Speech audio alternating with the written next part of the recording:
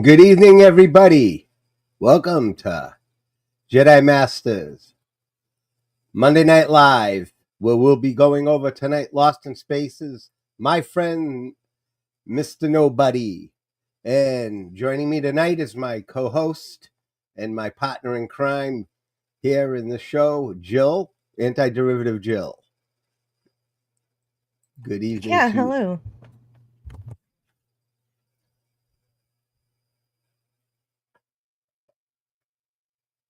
Yes, hello. Hey, Okay. hey guys. I didn't know if you had Um, anything you wanted to say to anybody. We have a huge crowd yet. Standing room only out there. Hey, it's well, Tuckerverse in this the is house. this is the this is a really great episode that I really love. It's Yes. really cool because we're finally getting to what I always want when we do Lost in Spaces, trying to get off the planet and go do something. So at least they're trying to get some fuel in this one. I like that, Yes, they are. and I like I like Mr. Nobody. He's pretty great. And Penny's in danger. That's fun. Yes, Penny's definitely it gets into trouble and she's no one listens to her and she's like pissed off at Will because he's getting to work with the men and this is a good very very good episode and the writing is fantastic in this one. Yeah, it's pretty good. Yeah, there is some casual a bit of 1960s sexism there. Just a bit. Oh, yes, It's there just a is a bit of fact. that. But it is what it is. Back It is then, good no, though. it's like that. The Twilight Zone too, and all those shows, and it was just Mm. the way it was. Unfortunately, it's time. Let's go through the audience. You know, Gavin Blackburn is in the house saying hello, Tuckerverse, Hi, Gavin. and David Glenn's in the house. Penny should have asked Mister Nobody for some dilithium crystal. Yes. Yeah, only if the Jupiter 2 had a warp drive, only. All right. And where is my buddy? The Tuckerverse is in the house. Tuckerverse, how you doing? Let me know when you want to get jamming on Out of the Box. Because I know you've been busy and straight out of late, but let me know, let me know. Great to see you tonight. How do I get him down? Oops. There. Get back here. Alrighty then. And we've got Gothnair in the house. First time Lost in Space viewer here. Welcome. Yeah, I know. I just saw you. You were watching my shorts the other day and you subscribed to the channel. And we are celebrating kind of a milestone for me. Tonight I am reached over 200 subscribers. Believe it or not. Hey, congratulations. 200 subscribers as of tonight before the show. So I thank you all for your support and your loyalty. Yeah, and Tuckerverse has given me some great advice and a few other guys about tagging my stuff better and doing lots of shorts. And that's what I put up on my channel. Lots of comedy shorts, science fiction comedy, mind you, but they are still shorts. And they are getting lots of hits and people are enjoying them. And I want to thank you all and everything. So great. Wednesday or Thursday, Tucker, just drop me a DM in X and we can coordinate so I can set up my studio for that day and everything. So let's get on with the show, guys. First, we have to do something for Mr. Gavin. Where be Gavin? Wait. Okay, here we go.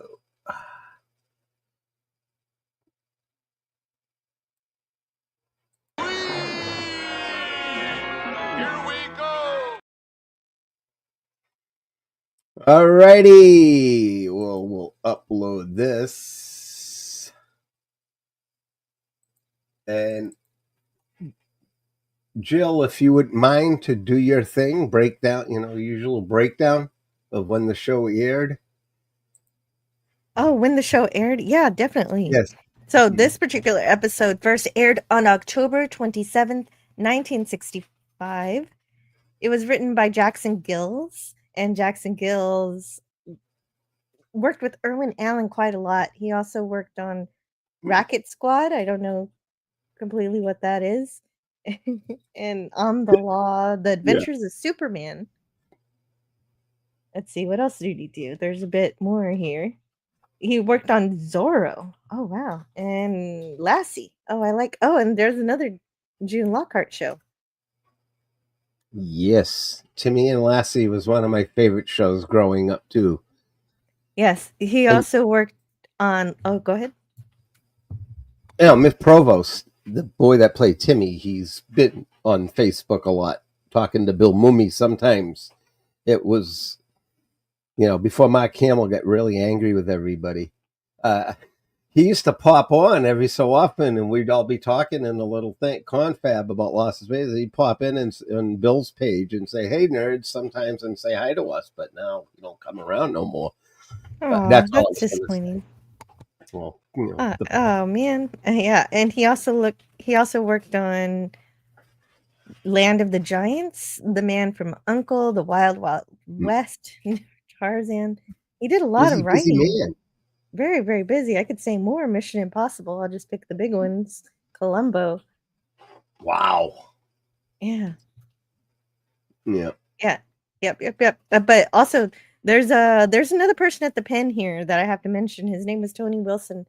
He's not credited as the person who wrote the episode, but he did the typing and he added some special stuff that we're going to talk about tonight specifically.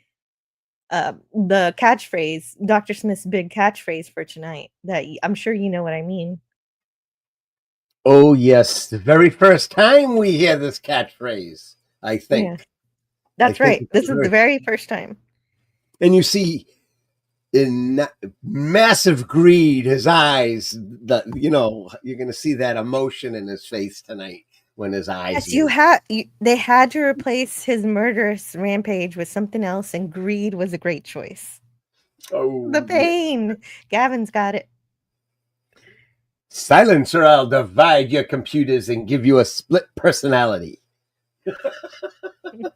Alrighty then. So I forgot one more thing. It was directed by Paul Stanley, and he's also got some stuff under his belt. Appointment with Adventure. I don't know what that is. Adventures in Paradise. And he knew Jonathan Harris from directing 10 episodes of The Third Man. So I guess Harris was in that. And The Outer Limits also. That's great. So that's just The Outer Limits alone makes you qualified for science fiction. There was an amazing episode of Bonanza that Jonathan Harrison played a writer. I forget it. I don't want to quote it. I think he was Edgar Allan Poe. And he had a monologue in that episode of that show. It was it's a work of art, Jill. I'll look it up one time and we can talk about that on just like a potluck night about some of the actors. That'll be next week, right? Next week's potluck. Yes, that's definitely next week is potluck sci-fi night. We're going to talk about a whole bunch of fun stuff. I think we're actually going to talk about the new Spaceballs and the old, we're going to talk a little bit about the Spaceballs next week. I think that will be fun. A little bit of get off the, serious, get a little color going on the show, fun clips. I got a whole bunch of fun clips made up from Spaceballs, and we could have a good time talking about that and whatever might come to your mind that night. So, well, since we've gone over that, and I think we've covered, my other buddy came in, Captain Finity Police. This gentleman is a great guy right here. My buddy Captain Finity Time Police. Great to see you in here, buddy. I know you've helped me quite a bit as well. So, with that being said, let's go get on with the show. And you have the open narration? Or would you like? I do. Okay, you can read the open narration because I'm doing the slideshow and it's taking up my other screen, so I can't. I don't have to. I'm glad to help. It looks nice and filled up like that, and I don't want to minimize it to read. More screens. Narrator says, last week, we left our small party of space colonists as they began their first test drilling for radioactive materials that could be transformed into enough atomic fuel to lift their disabled spaceship off this strange and alien planet. Yes, and you see the drill for the first time, which was pretty cool. For then, the way they've designed it, the ring, and of course the poles, and I'm sure this is all probably inexpensive plastic that Irwin would use. Yes. Yeah, it's a great prop. It's a wonderful prop. My only problem is that the men don't tell Penny what's going on. They don't tell her about No, the impending booms that are about to happen. I think if you're about to blow stuff up, you gotta send a memo and say, "Hey, everybody, but stay clear of this area." but John does tell her when he picks her up off the ground that to stay away from the drill area. No, he didn't Yeah, say you that. He said, say "Now, that? how many times did I have to tell you that you can't dot dot dot ellipses?" Maybe he was gonna say that what you just said, but Yeah, it's not actually in the script. yeah. Well, As far as I know, she had no clue. and she was trying. Especially if She she wanted to doesn't help. know even especially if she doesn't know what a plastic explosive looks like, if she thinks, "Oh, then you need this," or whatever. She's been not Mhm. properly educated on explosives. And I guess the best way to do that is to allow her to work with the men and maybe not even touch anything, just watch. But they shoo her off.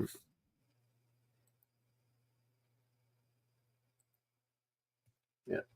And of course the drill site. This is that circle area on stage. I think this is stage 2 that they would film a lot of these scenes: alien meetings, drill sites, and if you see the landscape and if you watch these rocks over the seasons, you'll notice that this set is used for a lot of things, especially in War of the Robots.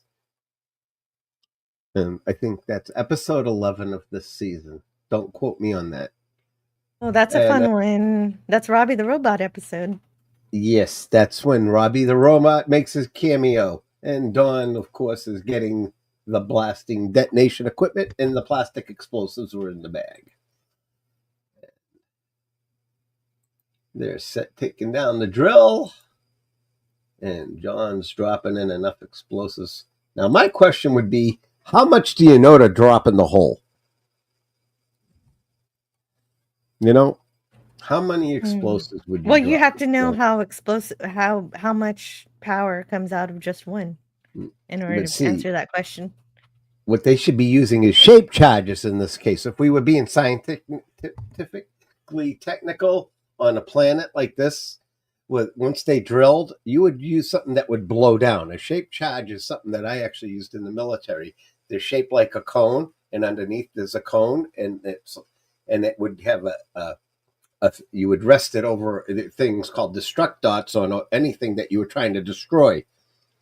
So, hence being said, that would Yeah, blow so down. So if you're trying gotcha. to drill and break the surface, you're not going to put just explosives lying on the top. And especially if it's something hard underneath, you need something that's going to penetrate down. So those explosives, if you use the physics and the science of that kind of stuff, for that particular thing, they're going to just blow everywhere sideways. Yeah, that would make sense that they would need explosives that kind of do the drilling for You you a would bit need shape also. charges. The drilling they're doing to get down deep enough, allegedly, to, you know, until they hit whatever kind of surface, and then they put the explosives down there trying to push it through till they reach an ore deposit of radioactive material, ore that they can convert into deuterium, process into deuterium. All they had to do is make them into little triangles so you could pretend that's what's happening. Yeah, they could have done something like that, but I didn't think they took that into account back in 1965. I'm just saying about, being accurate on that kind of stuff like explosives and what have you, per se. And they're getting set up. I got a little clip coming up for the scene, and we're going to leave it right there. And I'm going to play this. Oops, wrong one.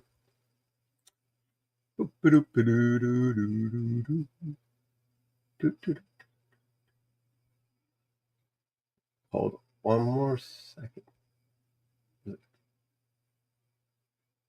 She's wandering on the site.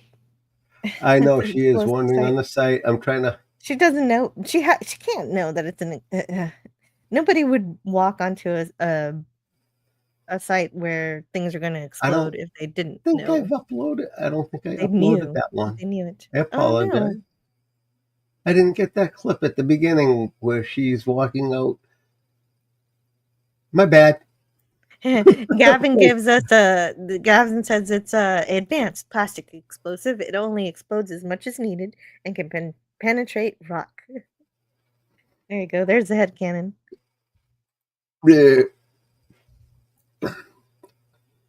Okay, and Penny's moving. There she finds the plastic explosive. That actually looks like a little thing that they would use in a science lab, an atom, like when we Yeah, were in that's right. school, you know? For chemistry class. Yes. Captain Finity Time Police says, I'm an asshole, sir. Oh, he's getting that from the Spaceball short I uploaded. Yeah. Did you enjoy Spaceball? Yes, absolutely. It's a lot of fun. Okay, so now she finds the Love explosive, and they're getting ready to activate the automatic detonator. And of course, Penny goes out into the action. And talk for a second. I want to try to find that because I want okay. to. It's so good, and if Okay. I'm not, I know I Right. made. Oh, you got the video of the explosion? Yes, of her. Of the Yes, explosion I that's gonna go saved. Yeah, because I don't think I she says, "Oh, uploaded it. look, Daddy left this over here. I need to come get it, give it to him." And so, yes, this totally makes sense that she's gonna do this if Here we go. she doesn't know what it is. I got it right here. Okay, great. Found it. What was they would say in Spaceballs? Fooled you. I like that scene when she goes outside and he's waiting out there, dark helmet. He's like her father, and he goes, "Fooled you." Daddy? Cut the plastic switch. I can't, it's already firing. Well, check the wires.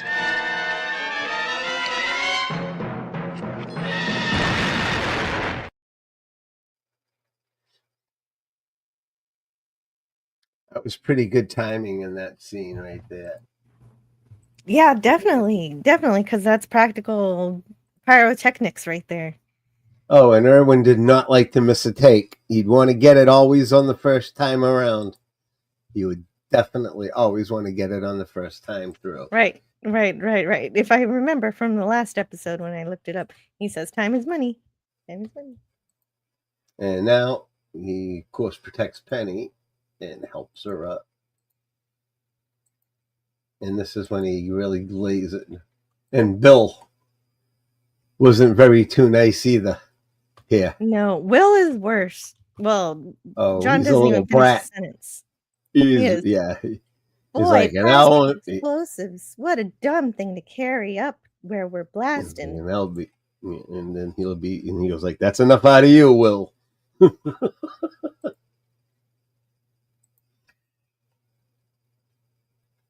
And he's telling her, why don't you go help your mother? You can't be around here. I told, like you were saying.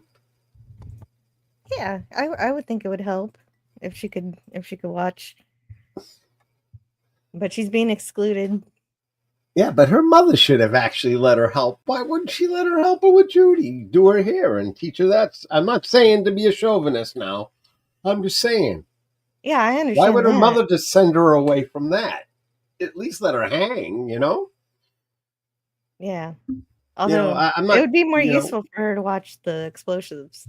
Yeah, it would be very good for her to learn that too and everything. She's supposed to have an aptitude for science too. They all do. The Robinsons were chosen because they're the best of the best. Yes. Of all the families of all the world.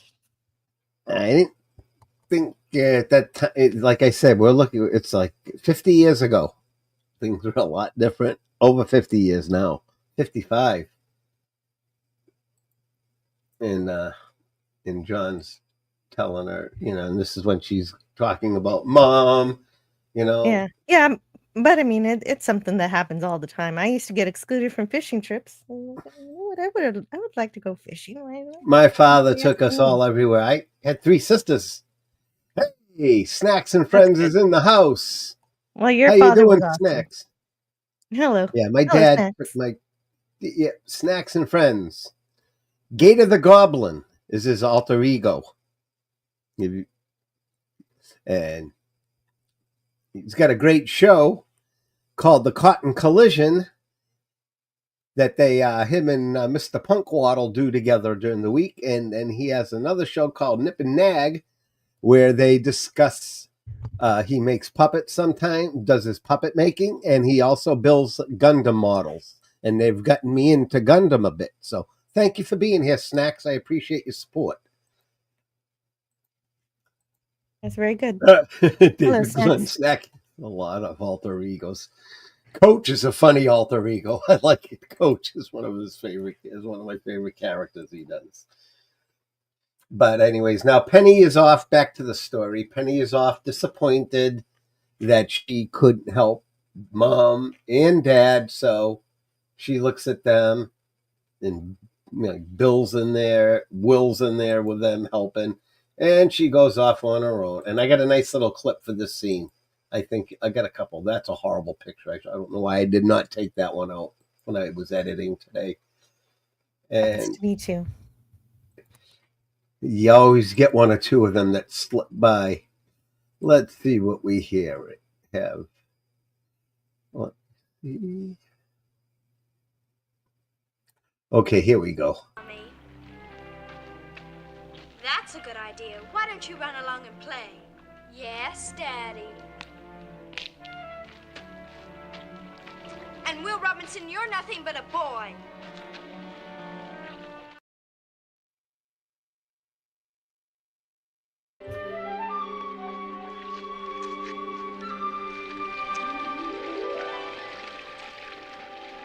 Thank you. And but she doesn't drink from the fountain the first time. That's the second time. That's after she knows who Mr. Nobody is. The first time she's like, this is kind of weird. Maybe I shouldn't drink this. I think I might have that one up in here too. I loaded. No, that one's good. That one's cute. It's good enough. Yeah. And this is the first time, of course. And then it goes immediately down the first time, and then she's like, come on. And then she hears an echo. And then that's why she follows into this area. And then she enters this cave. And you notice this cave? You'll notice it again in the episode Follow the Leader. In season 1, episode 29. You'll notice the last episode. Yeah, of season 1. Follow the Leader, which is it's a spectacular episode. Yeah. And anyways, Penny sees the cave. John episode, which we need need more of. Yeah, not enough John episodes. That and the Antimatter Man in season 3 is an amazing episode. Believe it or not, they say that season 3 is corny. There are some really good episodes in all 3 seasons. It's just there's a lot of corn in there too, as Harvey Cthulhu would say. There's a little bit of corn. Well, he'd say it has to be harvested. Yes, it has to be harvested. Anyway, you can jump in anytime because this is a Penny episode, and I want you to, talk, because I know you're a very big supporter of her. And oh, definitely. Well, I'll just on the side so you can talk. One of the things is that in the very first pilot, she's seen as someone who is literally has a literary aptitude. She reads Shakespeare at the very least, and so it's good to see her finally come out and do something here. And so she hears a voice, a disembodied voice from the cave, so she's got to explore it and see where the voice is coming from. And so she's very exploratory in that sense. She's not afraid of it. And Angela Cartwright said about this episode, I remember when I did this, I did the dialogue with the script girl. I mean, that was not Mr. Nobody's voice. That was the script lady who was doing the dialogue of Mr. Nobody. And I had to look around the cave like I was hearing the voice. So that's how that happened. And so she speaks to the voice and she says, hey, and it returns the hey. And she would say a sentence, and then he says the last word of the sentence. So she says, "I'm just an echo, that's all." And he would say, "Oh, Echo. yes. Only Do you where get does the it come lines? from? If you want to Only upload where some does it lines, come from? Where?" And then he says, yeah. "Oh, okay, if you want that particular line, it's kind of funny. Okay, I'll put it in for I you." like this exchange because it's kind of an infant. Like he's almost like an infant at the beginning. Mhm. Yeah, only where does it come from? Where? Where? Echo? Echo? Hey. Hey, the person who provides the voice for Mr. Nobody is William Bramley, and Yes. he's I done think, Outer Limits. yeah, and I think he was in other episodes a lot. He almost sounds like the guy that played the frog in The Golden Man in season 2. I'm going to have to look that up because the Oh, voice is a very deep, like he had that very deep voice, Mr. Nobody, the guy that didn't. And I'm pretty sure Irwin would use the guy in multiple roles, if he's got a voice actor or anything like that, or anybody, he would that would use make it. sense. I'm just Yeah, that saying. would make a lot of sense, definitely. And also, he plays a policeman in the Roman Empire Centurion on in Bread and Circuses on Star Trek, also. So that happens later, obviously. Of Then he's course. also in The Land of the Giants, I love that and series. Did you like Land of the Giants? I I haven't find seen the it yet. set stunning. Oh, I've that I've been wanting to see Land of the Giants because I know Dorothy Fontana did some work on it. If I wait. Biggest thickest. I know what he's getting that from. He's getting that from is that Life of Brian? Or is that from Life of Brian or History of the World, Captain Finity Time Police? I remember that one. So Penny's in the cave, and all of a sudden, she does the talking, and the cave door closes, and she's trapped at the beginning. And then, of course, we go through the opening credits. Hmm.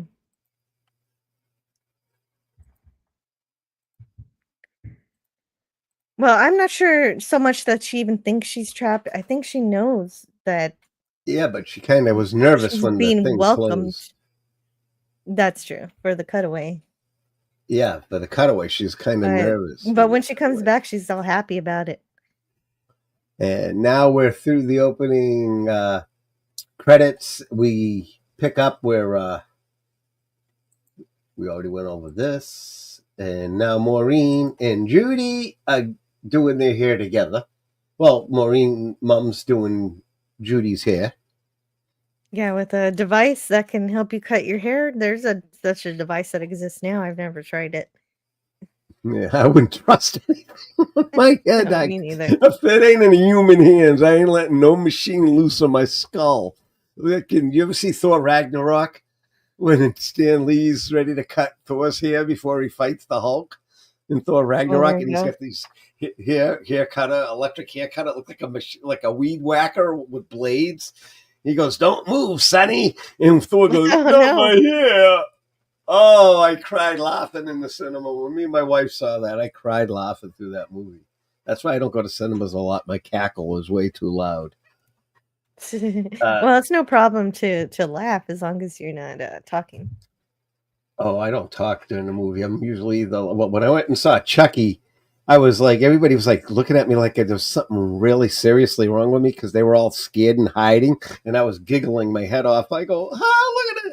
It's a doll with a knife trying to kill everybody. I just can't be serious with this, horror. Exorcist now that's scary. That scares me. That will keep me up. But a doll with a knife, I'm sorry. Nope. Anyway, Maureen's working on Judy's hair. This is what Penny wanted to do. And of course, she sent her off. And then she ended up with it. And Will's all pissed off because he wants to eat. He goes, "Is Penny back yet? Can we eat without her?" And yeah, the Floby. Yeah, I remember that from Wayne's World. David, do you remember that from Wayne's World? When he's doing the hair with God and he's like, "Oh," that was a funny scene in the movie Wayne's World. I like that. That's another good Yeah, comedy. it When was. Saturday Night Live was actually still funny. Okay, and now Will's, like you said, he wants to eat. Give me eat later. And her mom saying, maybe you should go out and find your sister. And here she comes, bopping back, all excited. Yeah, she's been with a friend of hers, the friend she just made. And Will inquires her about it, and she says he's just sort of an echo. We didn't have time to talk much. And he says, talk to an echo. Of course, he lives in this deep cave. When I pushed the rock and fell into it, I didn't get hurt or anything. Besides, it was so dark in there, I couldn't see. So I pushed the rock again, and it opened, and I climbed out. And so she talks about how big the rock is, and Will is a jerk again. He says, boy, why didn't you just stay in that cave, you sissy? What is with Will in this episode? Everything he says is He's terrible. just getting at that age, he's getting feisty. He's getting ready to fight Kurt Russell in a few episodes. That's why. Oh, that's right. The challenge. Then That's a he great says, episode do too. you know what you would have seen? A white rabbit. And then this teacup and a saucer would come jumping out. No, it's not like that at You look at all. that thing on Judy's head. It looks like something out of the Jetsons. It does. It does, don't it? Like when they would go get their hair done, Judy Jetson or Jane, they would go to that place and get that. They would put that thing over their heads. I bet you they extrapolated some of that stuff from each other's shows. Oh, definitely. No You kidding. know. Well, the Jetsons was all about, hey, push a button and it'll happen. Yep. And and Penny's keeps going on, and this is where Bill's like really Will's, and she's still all excited. She don't care that he's dogging her out. That was a great picture of her. Yeah. I wanted to make sure because they don't have many Penny episodes. No, they don't. That's a shame. It does become the Will and Robot and Dr. Smith Dr. show. Smith. Yeah, she just announced her trip to the Von Trapp family trip today on Facebook, and if you want to go, it's coming. You got time to do it, but it's very expensive. They're going to actually meet with all the Von Trapp kids. The little girl that played the youngest one passed away. The little girl, because she was also in an episode of Lost in Space, and we'll talk about that when we get to that episode. Oh, that's the terrible. Little girl. Lost Civilization she's in. The little girl. Oh, the one who lives underground. Yes. And that little girl was one of the Von Trapp children. Very close with Guy Williams and the family. Anyway, Angela Cartwright just announced today about going to Austria with them all and meeting with the Von Trapp family, being with them, walking the footsteps where they walked and everything, and you spend a whole time together and everything. That would be a goal. That would be a dream come true. If I won the lottery, I'd go do something like that. Me and my wife, I would definitely go do that. Nice. But anyway, Judy, she's still telling her about about the voices and the cave, and her mother's like looking at her like, "Are you okay?"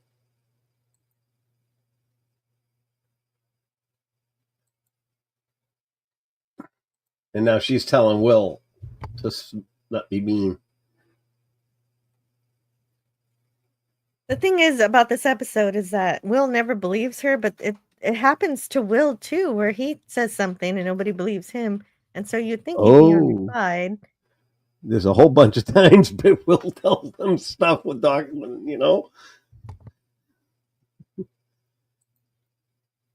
And there she goes. I wonder who created that gadget for this show. I gotta look Yeah, that that's up. a great question. I don't see it here in this book. I'd love more information in the prop department. I found that full set today for under $60 in mint condition. I'm thinking of getting that to add to those books are really important for my collection.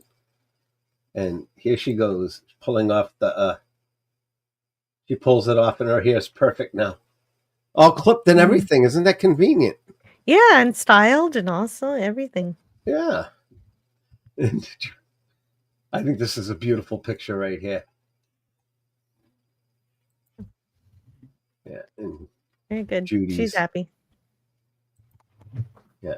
If you ever heard her life story, Mata Kristen's life story is very interesting. If you look at her life, her history, she left Europe and her family left Europe in a very difficult time. And that's a discussion for another time too. Anyways, her hair's been done. I don't know anything about that. Yeah. That her hair's been done and she's admiring it, and Penny's still insisting.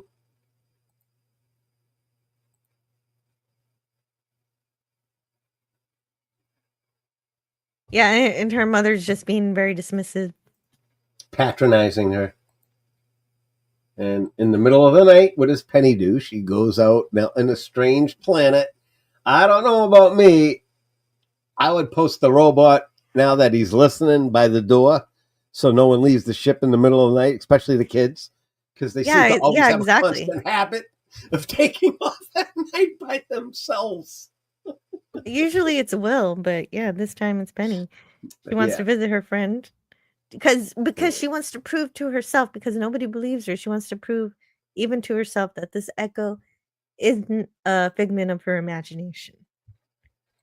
And she's back in the cave.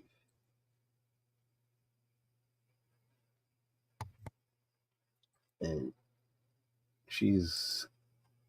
Do you have anything to add here? She's just still calling out.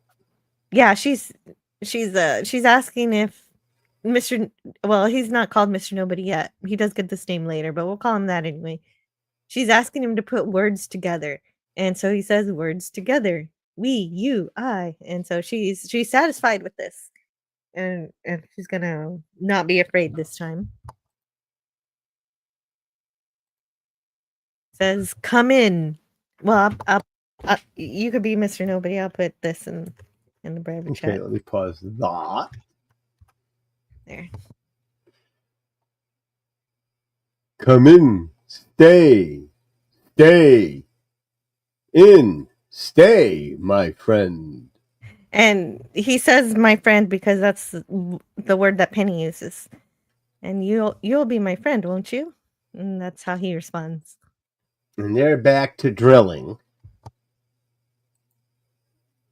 And I don't know what they're carrying. They never... Oh, it is cherry pie. Or probably all of the dinner, but cherry pie is in there.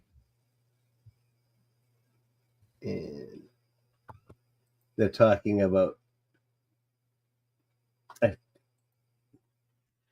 I think John right here is... They're talking about Penny a little bit. Is finally wondering if there might be a danger to where she's playing. Yes. And so you can't accuse parents of being helicopter parents back then. They're just like, yeah, go play. No.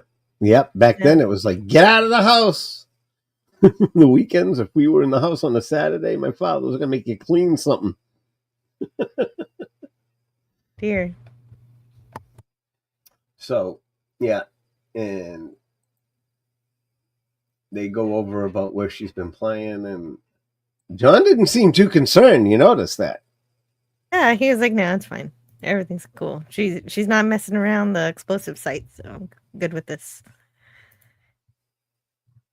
True, but she's going into a big, huge cave, and God knows what's in there.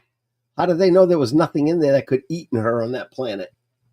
Yes, especially with the erratic soil and some small creature. You know, Besides the small creature, there are cyclops. Yeah, but maybe they did check out the cave. Him and Don, prior to this, had explored and saw that as just like, all right, just a cave. And here she goes about the apple pie. I mean, is it cherry pie? Yeah, cherry pie. Yes, it's cherry. Don't ask me why. I remember. And here's another kiss. Yeah, okay. I have a note on that. When this episode was screened for CBS, the self-appointed guardians of morality decided that John and Maureen Robinson were too affectionate. Never mind that the characters were married. Never mind that supposedly their children had come to the world in the traditional way. No, this married couple showed too much passion in their on-screen kisses. In an age where married couples on television were shown sleeping in separate twin beds and one could only join the other in a single bed if one of his or her feet remained firmly planted on the floor, the mandate soon came down from the top. No more kissing. Irwin Allen had often been blamed for this, but many kisses were included when directing the pilot No Place to Hide, and even a display of romantic and sexual interest between Don and Judy. It was not Allen who nixed the sign of physical affection, but CBS. After all, this was a series slotted in the family hour targeting young viewers. Blasting monsters with laser guns was fine. Smooching was not, and that is from the Irwin Allen book by Mark Cushman. So, unfortunately, Haha, chessboard, wrong way, wrong error. Wrong episode. That's Island in the Sky, Captain Infinity. I'm just teasing him. I know this guy from my other chat program. We me and him talk a lot. Anyway, moving along there. Now they come up and Dr. Smith and the robot are playing chess. Yes. And yes, that's right. It is backwards. He's right.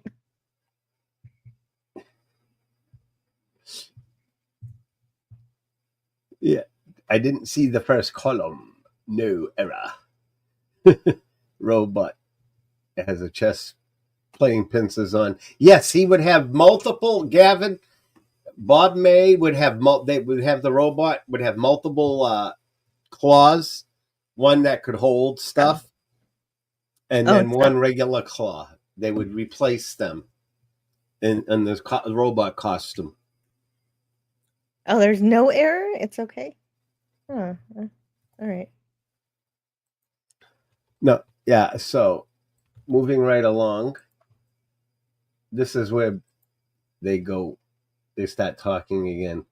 Bill asks, I think that she's going on about her imaginary friend again. And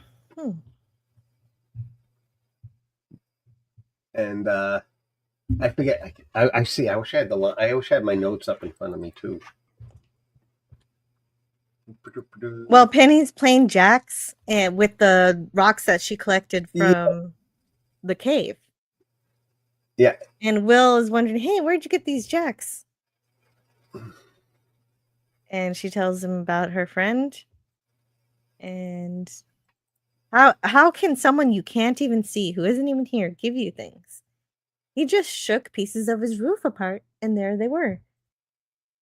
His roof? You're crazy. Jacks? These are just little rocks. Pieces of quartz you picked up.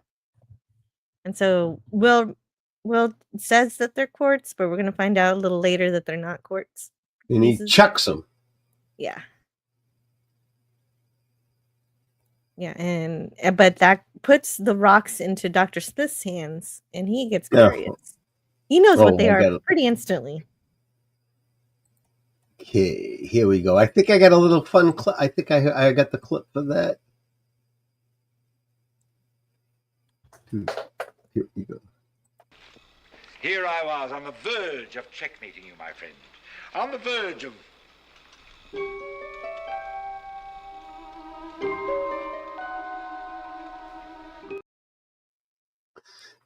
You see the look on his face immediately? Yeah, because quartz isn't all that valuable, but then according to Smith, that's not quartz. He's zeroing in on this, and he's gonna get the robot to determine whether his suspicions are correct. And this is where he gives it to the robot to analyze this. And then he chases off after Penny. And to do what Dr. Smith does best is to try to manipulate her about her, because now, he sees those rocks. He wants to know where there's more. I'm assuming, if you were to see, his guilt and how greedy he is. He pretends he wants to hang out with the new friend and have tea. Offer him tea, yep. Offer him a cup of tea. Penny says the friend only is shy and is only friends with her. Yeah. And she goes, "You're just going to have to find someone else to play with, Dr. Smith." She gets mad at him. That's right. Hey, at least she doesn't fall for him this time. She wants nothing to do with Dr. Smith. That's pretty wise. Here he comes. And I got it right here. I had to program you with an unabridged dictionary. The subject is a native carbon. Well, say it. Say it. Most commonly referred to as the diamond.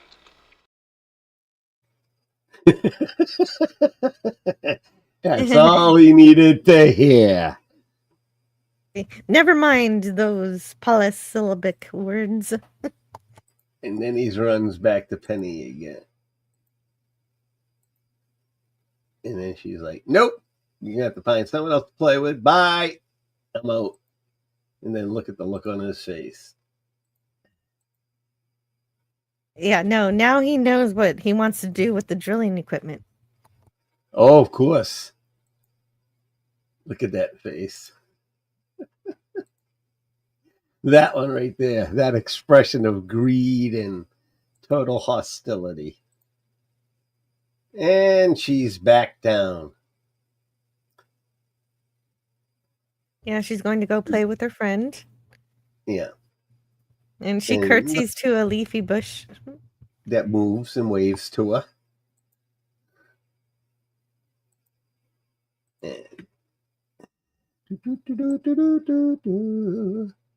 And this is the part where she drinks from the fountain.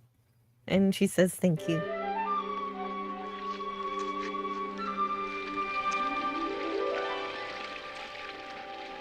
Thank you.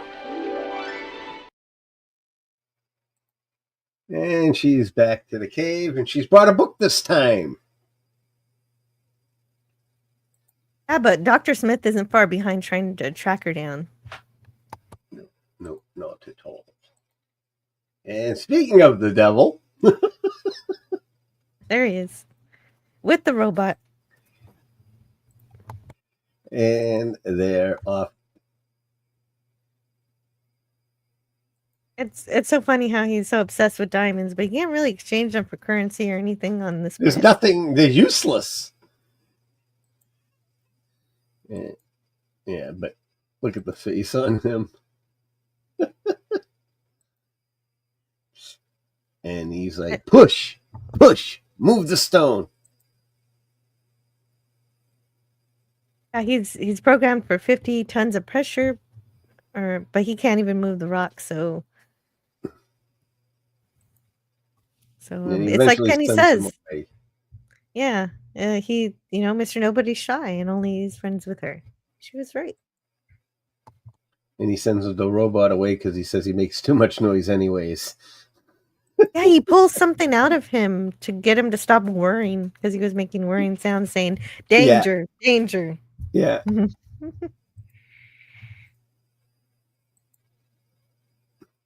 It ends up that it's an abusive relationship between these two after a while. Dr. Smith is always doing mean stuff to him, and the robot's always insulting him and taking him back. Yes, but we also eventually hear the robot say that Dr. Smith is like through my with brother. him. Yeah. "I know you like a brother who steals rations. We're all on, So the robot...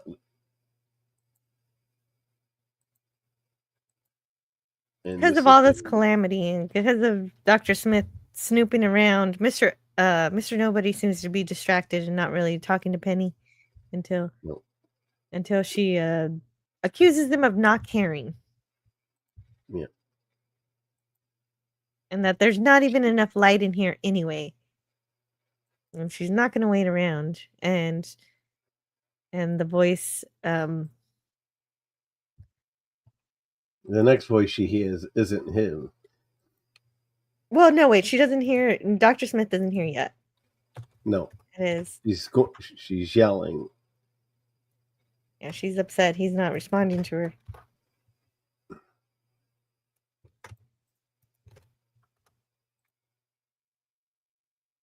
And see, he does give her light. This is where I think he gives her the light and then goes quiet.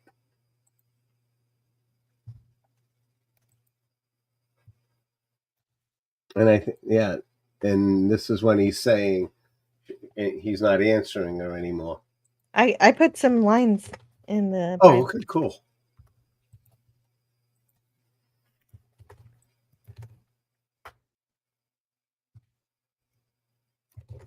Okay. I kind of like a lot of these. Well, yeah, well, okay, come stay. Okay, care, what is care? That's 912. Okay, right there. Okay, we're starting here. All right. Yes. Care? What is care? Well, care is like when someone won't speak to you. That's what it is. Light? Light in here? I know light. I can fix light. Rumble, rumble. More light. You're too rough. Rough. And besides, I still can't see you. I don't even know who you are. I don't know who I am. What? But that must be awful. Maybe you've been asleep, or growing up, or changing. I don't know yet. Well, why don't you try to find out? Do you know what my brother calls you? He says you're nobody, 'cause I can't tell him you're somebody. If you just... Is that a name like Penny? Of course. But you could try to be Mr. Nobody, couldn't you? If you just let me see a little bit of you.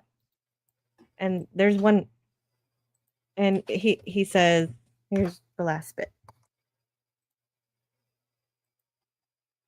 Okay.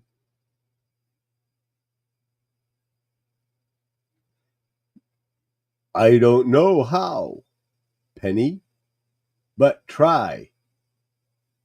You just can't. Try, you just can't. Sorry, I put them together. But try, you just can't stay down here until you die. What is die? Well, I don't think I'm exactly sure myself. But when somebody can't speak anymore, or when someone can't move around anymore, like before you could remember, maybe. And so then Mr. Nobody talks about how he remembers the rocks bubbling, meaning he was around when this planet was in its first formation. Yes, so he was around in the beginning of time for pre-Planus. Yes, and then of course enter Dr. Smith. We'll back him up where he's... Yes, and Penny was before Dr. Smith arrives. Mr. Nobody asks about the reading, and Penny talks to him about the ugly little duckling who was too big and ugly to play with. Nobody wanted to play with him, and I think that she was trying. I think in telling this story, she was actually trying to empathize with him, since he's also alone, and it kind of makes a lot of sense. Then Dr. Smith starts talking to her. Hello, you know, like he's Mr. Nobody. Yes, that's right. Yeah, he pretends to be Mr. Nobody, but he talks like Dr. Smith. So yeah, I don't know how she's fooled by this. But he tries to get her to collect more rocks by saying, "Hey, you know about jacks? Well, let's do marbles. Hey, you know what's even better than marbles? Let's play croquet. The bigger the rocks, the better. How about finding a nice glittery bowling ball. And then she starts shaking. There's like a little mini earthquake, and he gets stuck. Yeah, he's trapped and he calls for help, and Penny has to pick him up. But it's hilarious because he didn't really need that much help. I don't think he was really trapped. He was just scared. And then he starts his little manipulation again about getting close to her friend.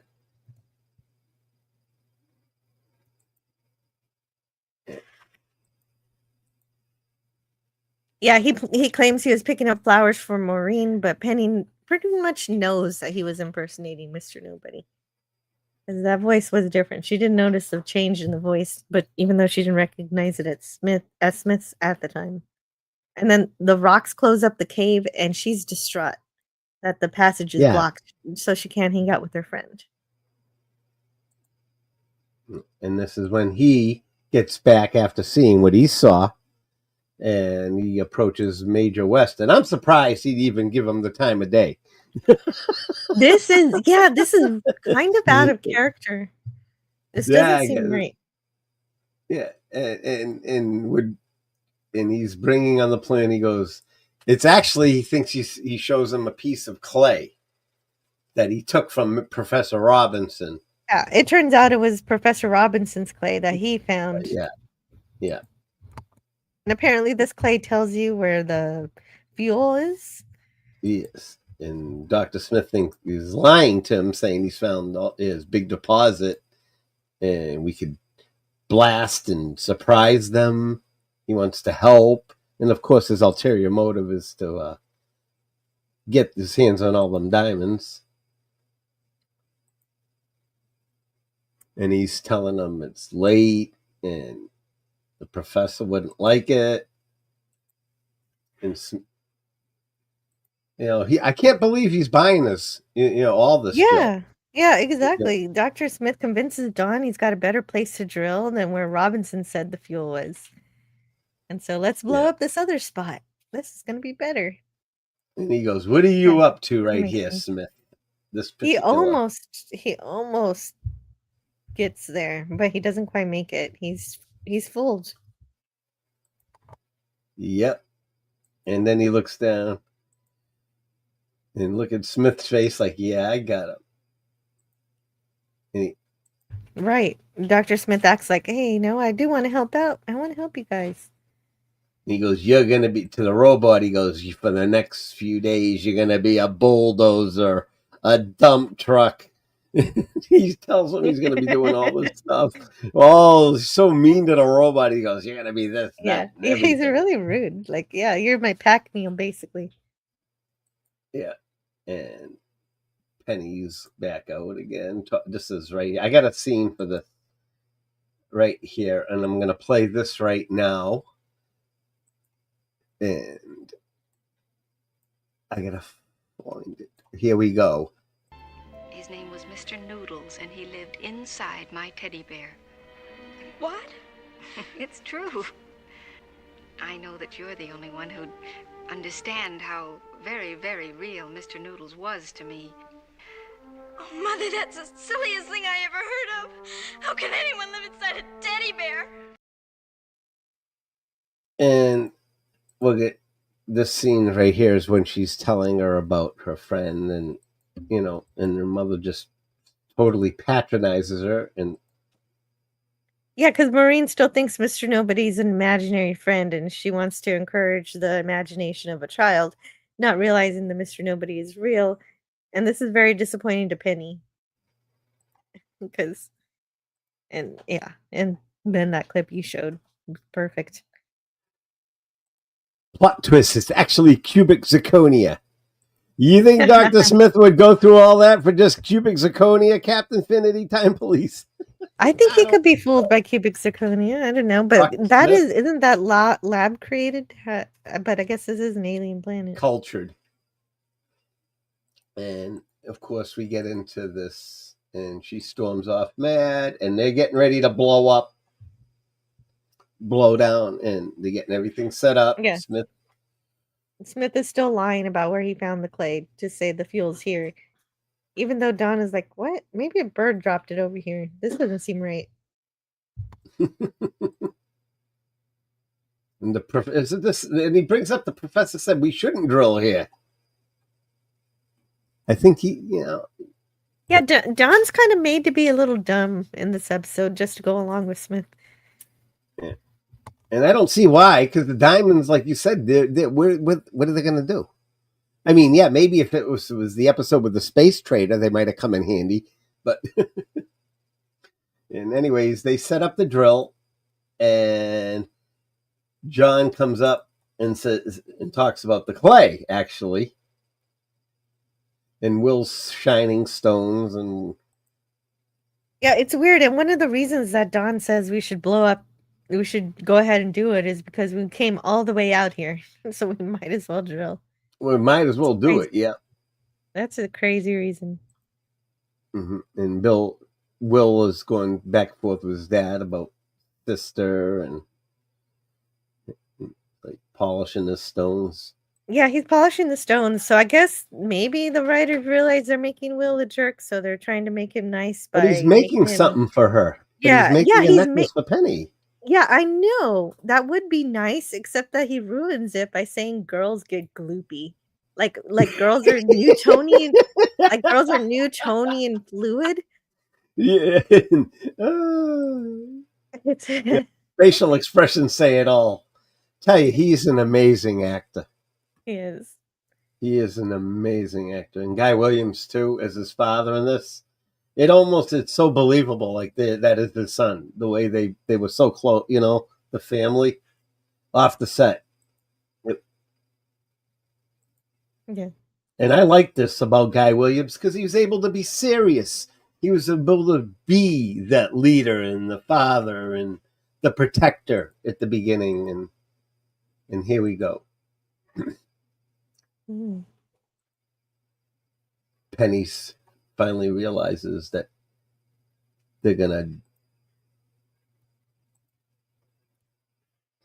You can step in here if you want.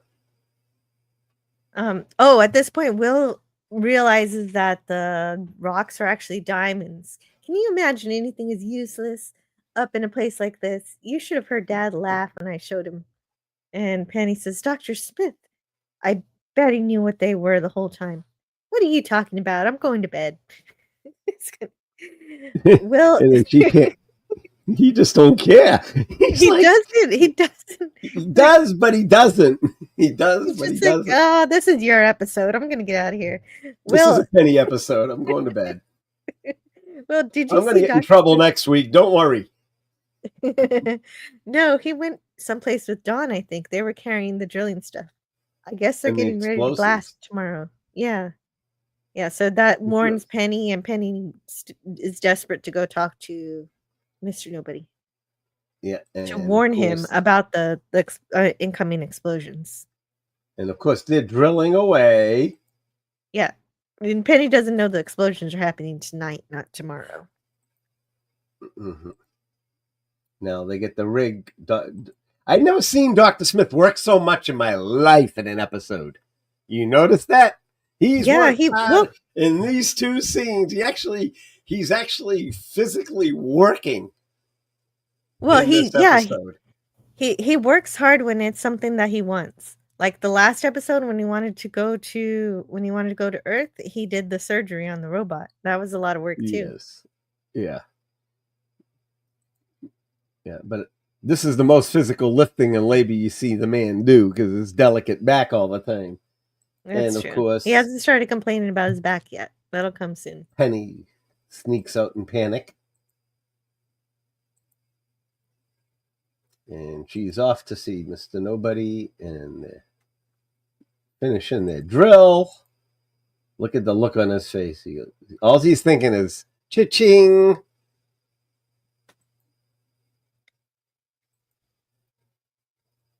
And Don is still helping.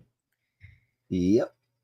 He's like leaning against the rock like, okay. They finished drilling. And now she's yelling, "Open, Mr. Nobody, open. You've got to let me in." She's trying to warn him.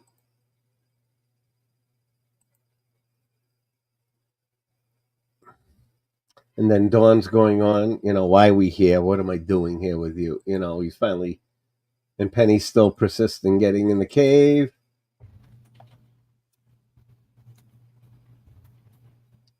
Yeah. Oh, and Dr. Smith adds extra explosives. Yes, that's coming up. That's against coming up. Dawn's And advice. she's yelling for Mr. Nobody. And this is where he does it right here.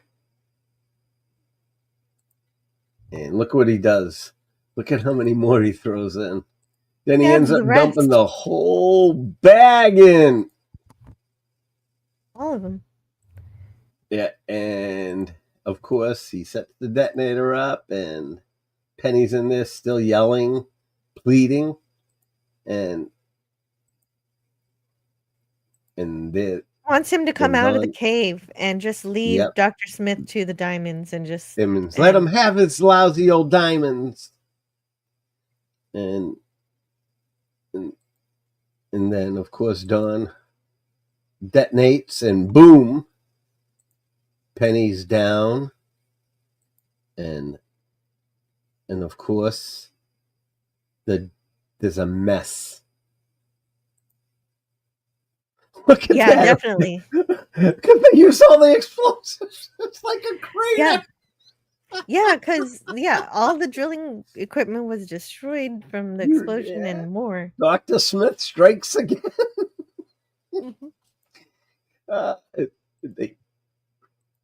And then he looks in the bag and sees you used all the explosives. He's pissed.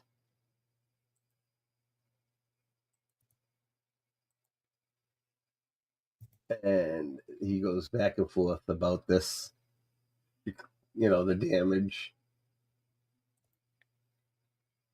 Yeah, I could be mistaken about the possibilities of finding clay in this area. Yeah, that's an understatement. It totally twists it. And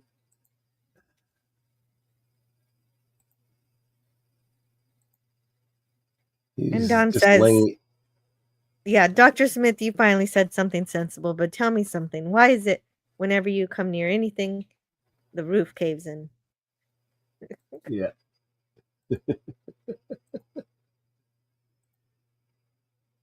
And this is when Mr. Nobody says, "Penny." Oh, you put him in already. I see that.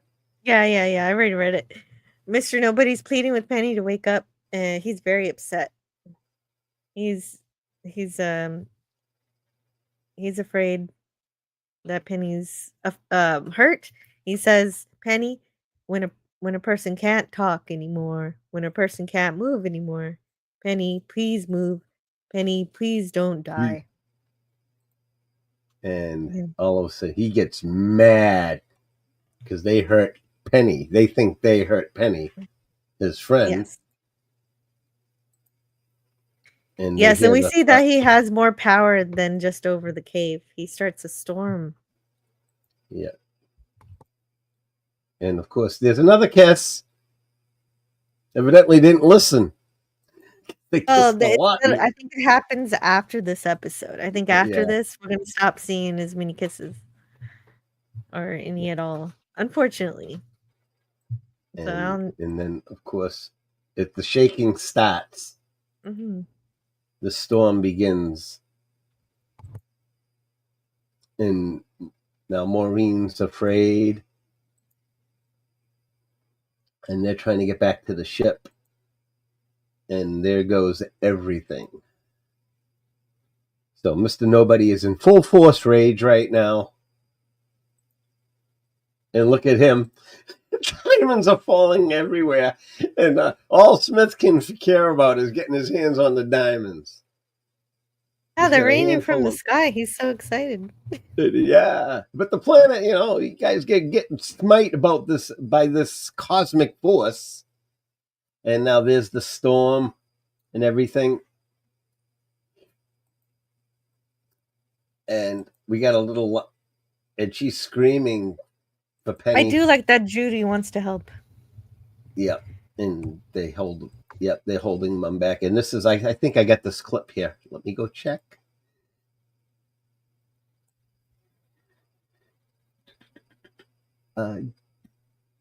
I don't have that one, but he goes up to the robot. My mechanical friend, sends him into the storm. He sends him into the storm. The robot says that it has pure cosmic force and it has and anger. and it will destroy. Oops, sorry about Let's that. see if I put that. I'm just trying to find it. No, I don't have that one.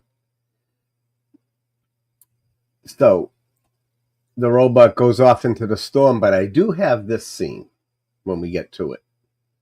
And the robot goes off in to directly release a charge into the center of the cosmic force to break it up or to stop it, to break it up. But the robot can somehow sense the anger from this entity. And Will says that's stupid. Forces and things don't get angry. So he still doesn't believe it, even when it's coming right from the robot. And this is when he orders them to go out and they're dragging, and of course Smith is coming. Dawn falls. What does Smith do? He keeps running right by him. Don't help nobody. And Judy, Judy has to come help. Yeah, I do like that. And John, they both help Dawn up, and they get him back to the ship. He's got the diamonds in his hand, and he's like clinging onto them with all his life. Yeah, there's nothing else more important than these diamonds. That's why he can't help Dawn. He's too busy holding on to diamonds. And then now he's about to send the robot in as they get to the ship. And the robot keeps repeating the same thing. It's anger. It has anger. It will destroy. Yeah, cosmic force, antimatter. It's going to kill us all. Wait, everyone, I'm prepared to sacrifice myself. It is a far, far better thing that I do. Here, take back your filthy diamonds. Leave us alone. Yeah, he said that. It's a far, far thing I better do, and he throws the diamonds. Yeah, so that's basically a partial quote from Charles Dickens' A Tale of Two Cities. And also Wrath of Khan. Yes. And here goes the robot into the storm. And he's off. And John says, wait till he gets into the center before he starts shooting. And then they're still looking for Penny. And now Maureen's looking through those cool-looking binoculars. And Dr. Smith initiates the robot to start firing. Yeah, it's funny. This episode, everyone is still acting like Dr. Smith is the only one who can talk to the robot. Even though I thought we... Fire!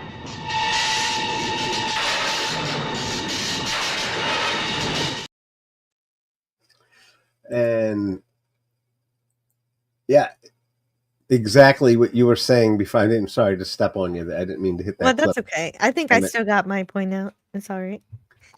No, that was my fault. I should have waited till you finished your line, what you were saying. And then now, while the robot's hitting in the center mass, she's still looking out for Penny, and she sees her coming.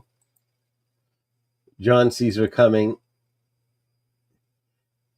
He sees, and Penny's scream. Go ahead. You can take it from here because this is when. Well, okay. So there's a question. This is my question. Why doesn't Mr. Nobody simmer down when he sees that Penny is okay? Now that I can see her, he must want to abate his wrath, but he doesn't immediately. Not until Penny says, "Oh, wait, we have another clip for this? You don't have this clip? No, I didn't do a clip for this one. I'm sorry. That's okay. Okay, no, but she's begging and pleading, please don't hurt them. They're my, I love them, my family. Don't hurt anyone. I love them. I love them just like I love you. And that's when the thunder abates. And Mr. Nobody says that he loves her too. And hello to Lemon Pie. Yeah. Yes, I wanted to put that up there. And he's continuing to go through and hit the core. These are some great shots. Well, the Lemon Pie's first greeting is actually, hello, Dr. Smith lovers. Pardon? Who put that in there? Lemon Pie. Oh, Dr. Smith lovers, yes.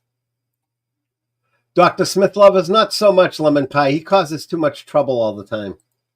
Yeah, but I mean, I guess he provides a lot of the drama of the episode that makes it interesting. Yeah.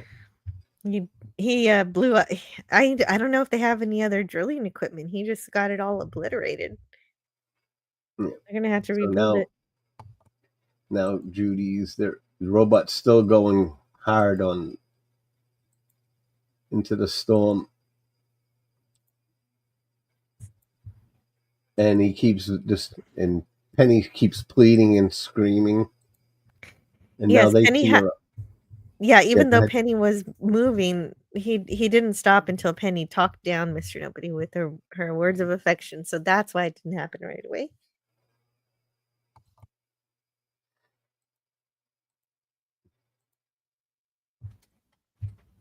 And then it finally they hear the voice now. Yeah, finally. Well, Will has also upset the robots in several pieces. Yeah, we get into that. And you the see all voice their yet either. faces. They all hear the voice. This is one of the Dawn quotes I like when Judy says, "What is pure cosmic force? What does it turn into?" And Dawn says, well, he's looking at it because Mr. Nobody's going off into the ether, into the universe. And Dawn says, "I don't know. There are a lot of things I don't know." And he does it with a lot of wonder, looking into the looking up in the sky. So I'm missing something. I'm not sure what you're missing. I uploaded. No, I thought I uploaded a clip. The very end. I'm gonna have to upload something real quick. Give me a second, because I want to play this at the very end. And John says that it's like a new Milky Way. So what I'm led to understand is that we have no idea what Mr. Nobody was, but that he's turned into a galaxy. So was he a what? It doesn't make a lot of sense, but fine. Like a Big Bang happened or something. Like And he says, "Well, caterpillars can turn into butterflies, can't they?" And that's their entire science fiction explanation. And this is where Will says, "My robot." Yeah, it's kind of sad. See, Penny lost her friend, Mr. Nobody, and it looks like Will lost his friend. And he's like picking him up. Mm. And of course, we have something for this. Oh, John, look. Just look. Goodbye, Penny. Goodbye.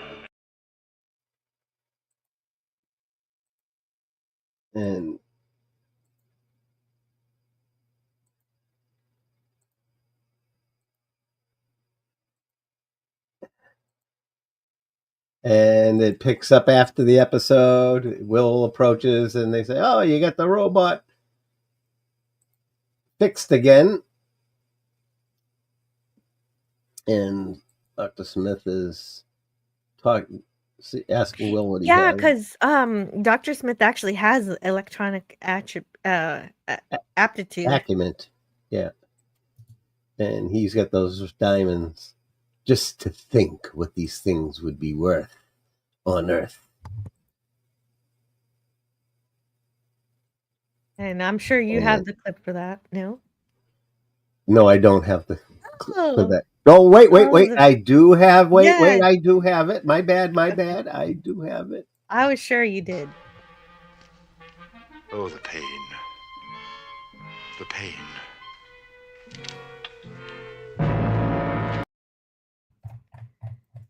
And we go into the next week's episode which will be same time, same channel next Monday night at 8:15 as we go over Invaders of the Fifth Dimension from the Fifth Dimension.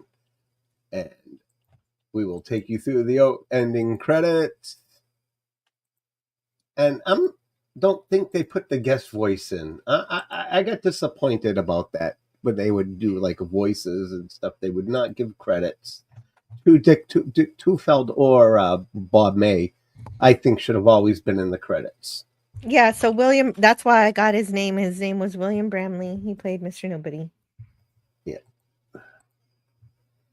And we're out. And let's go back to the audience now. And what did yes, next week we will be covering Invaders of the Fifth Dimension. And yeah. No, next week is Potluck Week. Duh, hit me in the head. Oh, that's right. But that's the next episode, though. It's a good one. Next episode will be Invaders of the Fifth Dimension, where you get to see Dr. Smith be even more nastier than ever. Well, we kind of saw the invader at the end of this episode for the cliffhanger. Yes, and it's a very good episode. The filming of this Invaders of Fifth Dimension is amazing and anything. But to the audience, I'll go through and say goodbye to everybody. Well, I got a few funny clips. We got a pretty quick show, and let's play some funny stuff before we leave. Okay. Here we go. For that. You what? Come here. What are you going to do? Bleed on me? Oh, she turned me into a newt. A newt. I got better. Oh, before... Go ahead. Sorry. I hit the button too quick. Before we finish the funny clips, I had a couple of things I didn't put in my notes that I had on the side. Apparently, this is the last time that John Williams returns to write the score for a Lost in Space episode, so he gave them the Penny music that was created by John Williams, and it adds some extra feeling to the episode, definitely. Yeah, the music for this episode is really good. Yes, Angela Cartwright really loves her theme here. I don't know if they reuse it. I don't pay attention too much, but I like it. And she also says, my friend Mr. Nobody is an all-time favorite episode of Lost in Space. I love the look of it, the feel of the music, the message it sends. Playing the character of Penny has always been dear to my heart, and in this episode, she is very adventurous, very bold, and very curious. She really tries to understand what makes her new alien friend tick, and has some soul-searching conversations with Mr. Nobody. I like Penny and the fact that I was able to play her and feel so comfortable in her skin. And so that's what I had here. And also, I really like this episode for that reason too, talking to an entity that is sentient and you don't know quite what it is and you try to learn how to communicate with it. Definitely has a light feeling of Star Trek. Okay. So, yeah. Okay. And I agree with Gavin. Shame John Williams left. He won't go on to do anything noteworthy post Lost in Space. That's funny, Gavin. Sorry, you can finish your funny clips, man. Warning! Warning! Warning! Dr. Smith is irate. And this one's for Gavin. Him? Whom are we discussing? Mr. Kima, you dunce! The Golden Man! You must be mistaken, sir. The gentleman and I have never met. Whee! Alrighty, we're going to go through the chat. I want to say goodbye to everybody. It's a shame when John Williams left. He won't go to do... Yeah, Jonathan Williams, yeah, we always... And I got to answer the Jedi Master. What's your take, Captain Infinity Time? Total Recall with the Arnie. I like the original. I don't like the second one. I like the original Total Recall. It's fantastic. Captain Infinity Time Police. It was my favorite. And Fifth Dimension of Crumbs. Let's say Lemon Pie. Where's your sympathy for Dr. Smith's delicate back? Don't worry, we'll hear enough complaining about that. And David Glenn, nobody goes off to become a friendly angel named Grogan in the Star Trek episode Children That Shall Lead Them. I haven't seen That's that a joke. Yeah. Oh. Yeah. It's a joke, but it's a good one. Because he just seems like a amorphous entity. Lemon Pie, sweetest pies of them all. Captain Finity. And did I get everybody? I think so. Gavin Blackburn, Lemon Pie, Captain Finity Time Police. I think I got everybody. David Glenn, thank you for wrenching. Thank you all. Lemon Pie, thank you for being here. And Jill, would you like to plug anything before we call it? Oh yeah, sure. Tomorrow we get out of here. Yeah, tomorrow I'm going to talk about some Twilight Zone. I forget what episodes I'm doing. Yeah. 10 and 11, I think. No, it's 12 and 13. 11 and 12. I'm like, oh. Well, it's season 2. Yeah. And so we did a most unusual. It's Dust and Back There are the 2 episodes. And Just so give me. I'll wait till you put them up. I'll watch them in the morning. Yeah. Like I usually do. Yes, yeah, thank you. And then on Friday we're going to talk about unification. So, well, and the episode, not the recent video that they made, but the actual Star Trek: The Next Generation episode, 2-parter, unification with Leonard Nimoy. Excellent. Is that it? This week? Yeah, that's it for this week. I think so. I'm gonna. Anybody say anything to anybody in the audience before we? Thanks for joining us to talk about Lost in Space. This is a very fun, very foundational science fiction series that I think is important to talk about. I do too. And that being said, guys, I want to thank you all for being here tonight. Come see us again tomorrow, next Monday night for Potluck Chat, where we'll be talking about some Spaceballs, comedy, sci-fi, and have some laughs. There'll be a small slideshow, but it will be a fun, chill night. No Lost in Space. And then the week after that, first week of July, we will be doing Invaders from the Fifth Dimension. I want to thank you all from the bottom of my heart for your time, support to the channel. Please like and subscribe and share and tell your friends about us and come in and see us on Monday nights and come check out my channel. Thank you very much. I appreciate you all for being here. I love you all. God bless and good night.